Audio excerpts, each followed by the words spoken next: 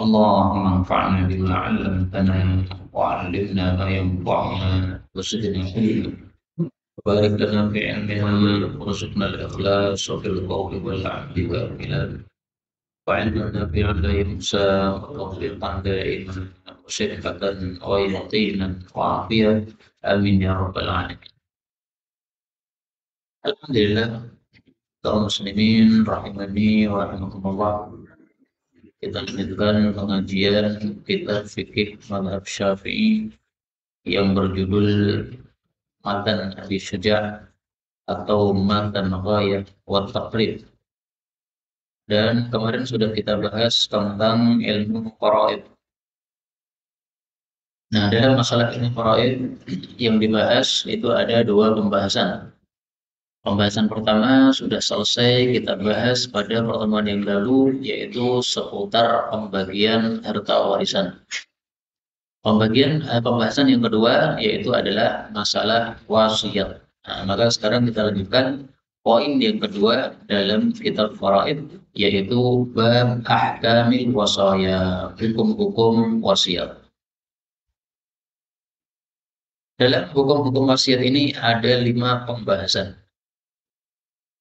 Maka pembahasan yang pertama beliau mengatakan watajuzul wasiyah, boleh melakukan wasiat bil ma'lumi, dengan sesuatu yang diketahui, wal majhuli, maupun sesuatu yang tidak diketahui, wal mawjudi, baik yang sudah ada, wal ma'dumi, maupun yang belum ada. Kaum muslimin rahimani wa rahimakumullah, apa sih definisinya wasiat?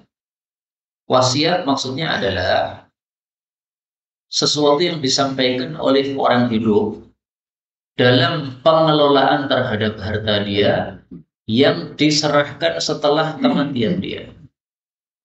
Contohnya supaya lebih jelas. Misalnya saya punya 5 anak, kemudian ada anak angkat 1. Anak angkat ini tidak dapat warisan dari saya karena bukan anak saya. Tapi saya kasih wasiat, nanti kalau saya mati, maka anak angkat saya ini tolong dikasih misalnya 10 juta, misalnya. Nah, maka berarti penerapan pemberian 10 juta kepada anak angkat saya ini dilakukan setelah kematian saya. Itu namanya apa? Wasiat. Kalau saya masih hidup, saya serahkan uang kepada dia, itu namanya hibah, pemberian. Tetapi kalau penyerahannya adalah setelah saya mati, dikaitkan dengan kematian saya, itulah yang disebut sebagai wasiat. Nah, kata beliau, wasiat itu boleh dengan sesuatu yang diketahui maupun yang tidak diketahui. Misalnya diketahui, misalnya ini rumah saya ini, nah, nanti kalau saya mati, maka tolong diwakafkan untuk pesantren. Berarti sudah diketahui rumah ini. Contoh yang tidak diketahui, misalnya saya punya 3 tanah. Nah, kemudian saya mengatakan, nanti kalau saya mati, salah satu tanah saya diwakafkan untuk pesantren. Ini berarti nggak diketahui kan? Tanah yang mana? Tanahnya ada 3. Saya mengatakan salah satu tanah saja. Boleh nggak? Boleh, nggak ada masalah.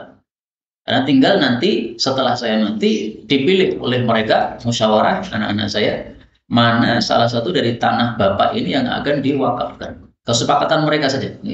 Kalau mereka bersepakat bahwa tanah yang paling luas, silakan. Atau yang sedang-sedang, atau yang paling kecil, silakan. Sesuai dengan wasiat tadi, karena wasiatnya hanya mengatakan salah satu tanah. Baik yang sudah ada maupun yang belum ada. Contoh yang sudah ada tadi. Ini rumah saya ini, kalau saya mati, wakaf untuk pesantren. Nah, berarti sudah ada rumahnya. Contoh yang belum ada. Kalau saya mati, maka anak-anak dari kambing-kambing saya yang sekarang ada ini, maka nanti diberikan untuk pesantren, supaya mereka bisa makan kambing. Nah, berarti sebelum saya mati, maka tidak dilakukan. Tapi kalau anak saya sudah mati, nah kambing-kambing yang nanti melahirkan anak-anaknya itu diberikan kepada pesantren. Berarti belum ada, karena janinnya belum muncul, masih ada dalam rahim ibunya. Kemudian pembahasan kedua, berapa maksimal wasiat? Beliau mengatakan wahya wasiat itu minats thuluth, dari 1/3 harta. Fa in zada, apabila lebih dari 1/3 waqafa ala ijazatil warathah, maka sesuai dengan pembolehan dari ahli waris. Jadi kalau ahli warisnya membolehkan, maka boleh, maka sah. Tapi kalau ahli waris tidak membolehkan, maka tidak boleh, tidak sah. Contohnya, saya punya duit 3 miliar misalnya. Warisan 3 miliar. Ini contohnya yang gede-gede Pak, yang gampang hitungin. 3 miliar kan berarti tinggal sepertiganya 1 miliar ya, gampang.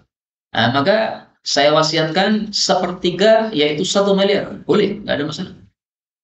Tapi kalau saya wasiatkan 2 miliar untuk pesantren, maka seperti ini tidak boleh. Karena dia lebih dari batas maksimal yaitu sepertiga. Tapi seandainya anak-anak kaya, saya sudah kaya semua. Sehingga mereka dikasih warisan 1 miliar itu sudah sangat cukup mereka. Akhirnya mereka membolehkan, udah nggak ada masalah. Bapak biar pahalanya tambah banyak, maka wakafnya adalah 2 miliar. Boleh, nggak ada masalah. Karena apa? Sudah diizinkan oleh ahli waris. Apakah ada dalil yang seperti ini? Dalil yang jelas-jelas kita temukan dalam masalah yang lain. Dalam masalah apa? Dalam masalah mahar. Pada surat An-Nisa ayat 4. Wa atun nisa'a shaduqatihinna nihlah. Suami disuruh menyerahkan mahar kepada istri secara total, nggak boleh dikurangi. Maharnya kesepakatannya berapa? 5 juta, kasih 5 juta, jangan 4 juta. Fa in tibna lakum an syai'in minhu nafsan fakuluh. Tapi kalau istri menurunkan secara sukarela, jadi setelah nikah kemudian baru dibayar 4 juta karena kurang 1 juta kita utang, jadi mahar itu boleh utang Pak. Nah, maka setelah istri sah jadi istri kita, akhirnya dia cinta sama kita sehingga tidak minta kekurangannya. Dia mengatakan sudah, yang 1 juta nggak usah dibayar mas. Nah itu berarti sukarela, boleh. Nah sebagaimana seorang istri boleh turun dari hak dia, yaitu mahar dia, maka ahli waris juga boleh turun dari hak dia, yaitu warisan dia. Warisan mereka 2 miliar. Tapi mereka turun dari warisan mereka tinggal 1 miliar. Tidak ada masalah. Nah, itu hak mereka sendiri. Kemudian masalah yang ketiga. Apakah boleh seorang yang mati mewasiatkan untuk ahli waris? Beliau mengatakan, wala tajuzu, tidak boleh al-wasiyatu memberikan wasiat liwarithin untuk ahli waris. Illa kecuali ayyujizaha, bahwasanya membolehkannya baqil warathati, seluruh dari ahli waris yang lain. Misalnya anak saya 5, kemudian saya memberikan wasiat. Nanti kalau saya mati, maka kasih 100 juta untuk anak saya yang paling kecil. Kasihan dia paling kecil, belum punya apa-apa. Yang gede-gede sudah pada punya barang, punya mobil, punya rumah misalnya. Nah, maka seperti ini haram hukumnya, tidak boleh. Kenapa? Karena anak saya paling kecil, meskipun dia belum punya apa-apa, belum punya barang apapun, tapi sudah dapat jatah warisan. Maka karena sudah dapat jatah warisan, tidak boleh dikasih wasiat. Illa kecuali kalau diperbolehkan oleh ahli waris yang lain. Orang punya 5 anak, 4-nya kaya, 1 miskin. Nah, sehingga bapaknya mengatakan, kalau saya mati, nanti sepertiga saya wasiatkan untuk anak saya yang miskin. Nah, 4 yang kaya-kaya itu mengizinkan, nggak ada masalah. Mas kita yang paling tua itu paling miskin selama hidupnya. Udah dikasih sepertiga wasiat nggak apa-apa. Nah, kalau mengizinkan nggak ada masalah. Dan ini ada dalilnya yang jelas langsung dari sabda Rasulullah Sallallahu Alaihi Wasallam.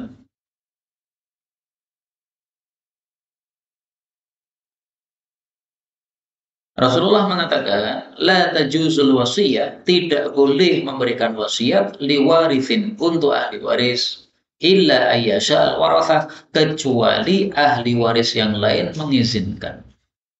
Tapi saya jujur, hadis ini derajatnya diperselisihkan ulama.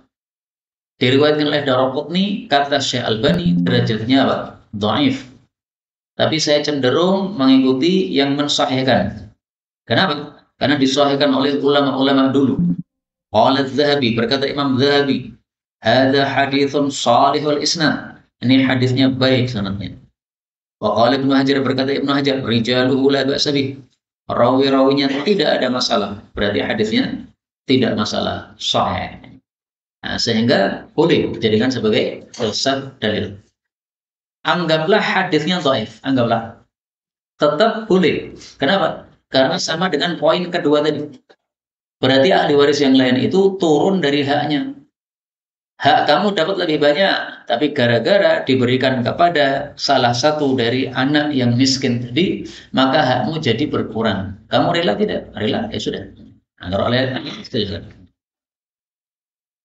Kemudian poin yang keempat, siapa yang boleh untuk memberikan wasiat? Beliau mengatakan watasihul wasiyah, sah wasiat itu min kulli baligh, dari setiap orang yang balik akilin, yang berakal. Jadi syaratnya dua. Pertama, yang mati tadi balik. Sehingga kalau yang mati tadi belum balik, kasih wasiat, wasiatnya tidak sah. Meskipun dia anak cerdas. Usia 10 tahun, tapi sudah cerdas. Menguasai 5 bahasa. Nah, maka sebelum dia mati, dia merasakan mau kematian, dia memberikan wasiat. Ini duit saya banyak, karena saya setiap lomba menang, maka duitnya terkumpul banyak, 1 miliar padahal usia 10 tahun. Nah, saya wasiatkan, nggak sah. Kenapa? Kamu belum balik, nggak sah. Kemudian syarat kedua adalah akil, harus berakal. Maka orang gila berwasiat tidak sah. Orang gila sukanya ceramah sendiri, selesai sholat jamaah tiba-tiba maju ke depan, nggak ada yang menyuruhnya, ceramah-ceramah sendiri. Nah, maka orang seperti itu kasih wasiat tidak sah. Kenapa? Akalnya tidak sempurna, tidak sah. Ini syarat bagi orang yang berwasiat. Sekarang untuk siapa diwasiatkan? Nah, maka syaratnya ada juga. Beliau mengatakan likulli mutamallikin, untuk setiap orang yang bisa memiliki barang. Sehingga tidak sah seseorang berwasiat untuk anjing dia. Nanti kalau saya mati, maka 10 juta diwasiatkan untuk pemeliharaan anjing ini. Nggak bisa. Kenapa? Anjing bukan termasuk mutamallik, bukan termasuk makhluk yang pantas untuk memiliki atau bisa untuk memiliki. Dia saja tidak berakal. Tapi anak kecil termasuk mutamallik. Jadi boleh wasiat kepada anak kecil, nggak ada masalah. Saya punya tetangga, dia anak yatim, masih kecil. Nanti kalau saya mati, maka sepertiga harta saya kasihkan kepada anak kecil tadi. Boleh, sah. Kenapa? Dia manusia. Manusia itu mutamallik, bisa memiliki, berhak untuk memiliki sesuatu. Nah, maka dia boleh diwasiati. Orang gila pun juga. Saya punya tetangga gila, kasihan nggak ada yang mengurusnya, tertelantar. Nah, nanti kalau saya mati sepertiga harta untuk tetangga saya yang gila ini, tolong nanti diurusi dengan harta warisan ini. Sepertiga, boleh, sah. Nah, nanti tinggal serahkan ke Pak RT yang pegang duit tadi untuk mengurusi orang gila tadi karena dia sebatang kara nggak ada yang ngurus. Ini berarti apa? Wasiat kepada seseorang yang tertentu. Nah, wasiat ini boleh dua macam. Boleh kepada seseorang yang tertentu, boleh juga kepada yang tidak tertentu. Yang tidak tertentu dikatakan oleh beliau wa fi sabilillah, dan untuk sabilillah. Contohnya, seseorang wasiat untuk para orang-orang miskin. Nah, ini berarti nggak tertentu kan? Nanti kalau saya mati, maka sepertiga harta saya 1 miliar bagikan untuk orang-orang miskin. Nah, maka sepertiga dibagikan kepada orang-orang miskin. Orang miskinnya siapa saja? Nggak jelas, pokoknya sabilillah. Yang mana ketemu orang miskin kasih. Nih, dibagi sesuai dengan kesepakatan saja. Bagaimana nanti cara membaginya? Karena si bapak tidak memberikan aba-aba harus dikasih berapa-berapanya. Nah, maka orang yang dikasih wasiat itu boleh tertentu, mutamallik, boleh juga tidak tertentu, yaitu fi sabilillah. Kalau ada seseorang sebelum mati mengatakan, kalau saya mati sepertiga harta untuk sabilillah. Kalimatnya sabilillah, tapi sabilillah apa enggak dijelaskan. Karena guru TPA itu juga sabilillah, pesantren itu juga sabilillah, masjid juga sabilillah.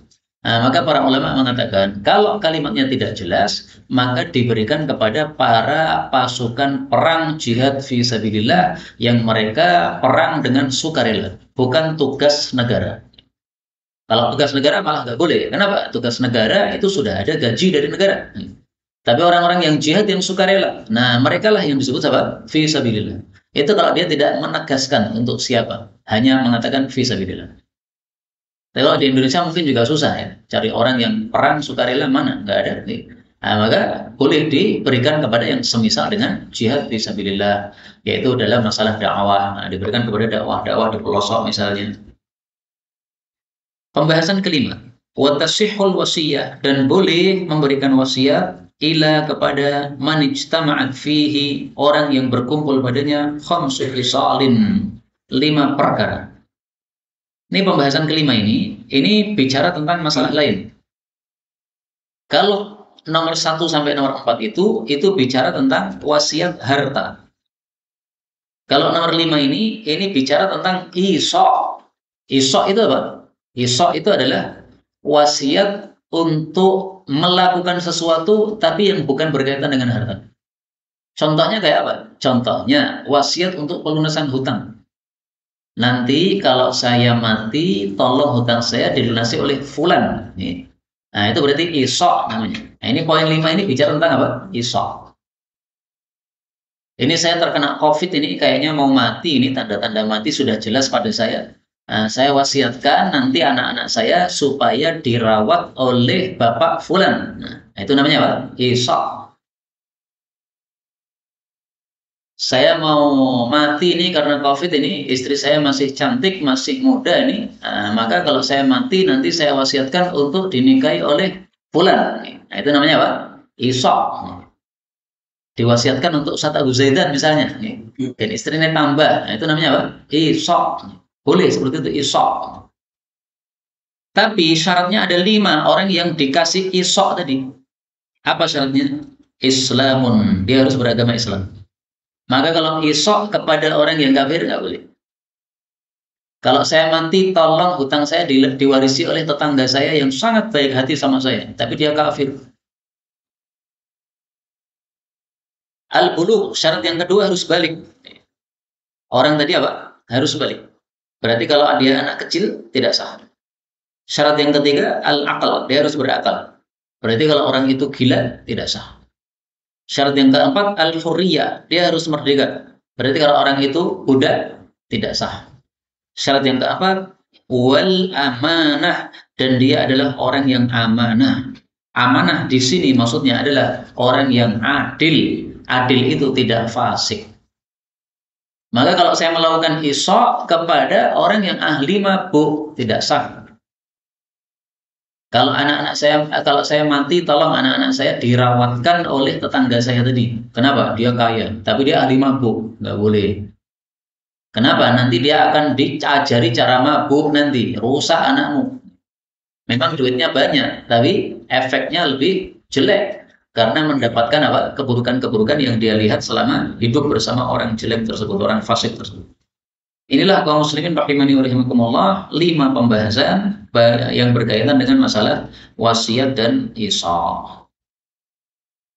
Setelah itu kita akan berpindah kepada pembahasan yang lain, yaitu tidak lagi berkaitan dengan harta. Jadi pembahasan fikih muamalah harta sudah selesai sampai faraid, sampai wasiat. Sekarang kita masuk fase ketiga dari pembahasan fikih, yaitu masalah fikih keluarga. Saya ingatkan lagi kepada panjenengan, fikih itu membahasnya 4. Pertama, membahas ibadah. Sudah selesai dulu sampai terakhir ibadah haji. Yang kedua, pembahasan muamalah harta. Selesainya hari ini, yaitu terakhir tentang apa? Ilmu faraid yang mencakup bab wasiat. Pembahasan ketiga, fikih keluarga. Nah, kita akan masuk sekarang fikih keluarga. Pembahasan yang keempat adalah fikih kitab jinayat atau kriminalitas. Nah, berarti masih tersisa 2 yang belum kita pelajari. Baru 2 yang sudah kita pelajari. Masih tersisa 2. Sudah berapa tahun, Pak? Gak ada yang nyatet. Dulu awal masuk pengajian kitab ini, tanggalnya tahun berapa itu? Nah, maka panjenengan catat ini jadi mengetahui sudah berapa lama kita pelajari kitab ini.